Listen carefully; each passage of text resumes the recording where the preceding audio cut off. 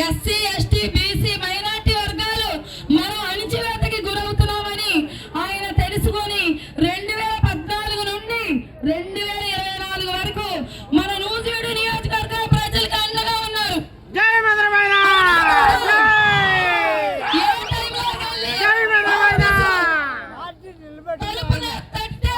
నేనున్నానని ముందొచ్చిన వ్యక్తి ఎవరండి? మన ముద్రబాబు గారు.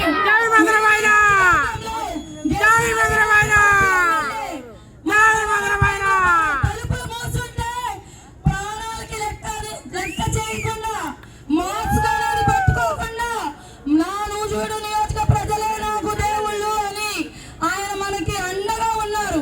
ఇలా అండగా ఉండే వ్యక్తి ఈ 175 నియోజకవర్గాల్లో ఎక్కడైనా ఉన్నారా?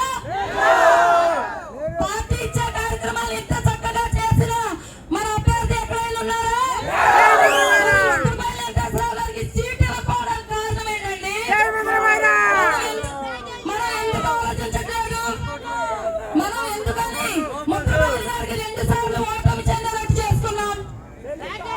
మనకి ఒక విషయం చెప్తున్నా, మీరు ఎవరు బాధపడద్దు. ఎస్సీ ఎస్టీ బీసీ మైనార్టీ వర్గాలకు సీఎం రద్దు లేదా?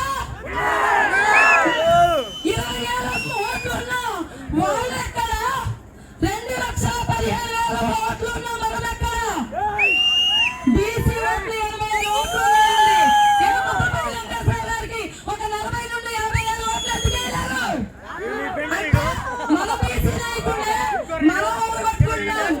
మన దండగా ఉండే నాయకుడే మనం కాదనుకుని పెత్తందారులు చేతుల కింద ఆడ కాళ్ళ దగ్గర మనం చేతులు ముడుచుకుని నుంచిన పరిస్థితి ఎవరు తెచ్చినవారు? ఈ రోజు ఇక్కడ నాయకులు ఎవ్వరు లేరు సార్. ఇంకా ఉన్నది కార్యకర్తలు, ఓటర్సే. ఈ కార్యకర్తలు, ఈ ఓటర్సే రేపు సార్ గెలిచిన తర్వాత నాయకులుగా మారబోతున్నారు.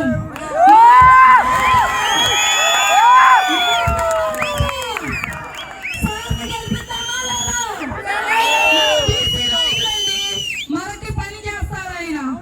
మనం ఆయన గెలిపించుకోవాల్సిన అవసరం చాలా ఉంది. మనకి మనం పని చేస్తే ఏదైనా అవసరం వస్తే మనం పార్టీల చుట్టూ తిరుగుతాము.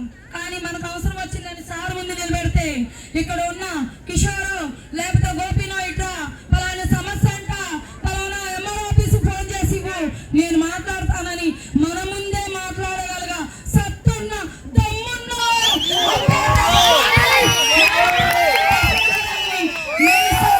చెప్పగలను. మన ముఖ్యమైన గారిని అసెంబ్లీకి పంపిస్తున్నామా?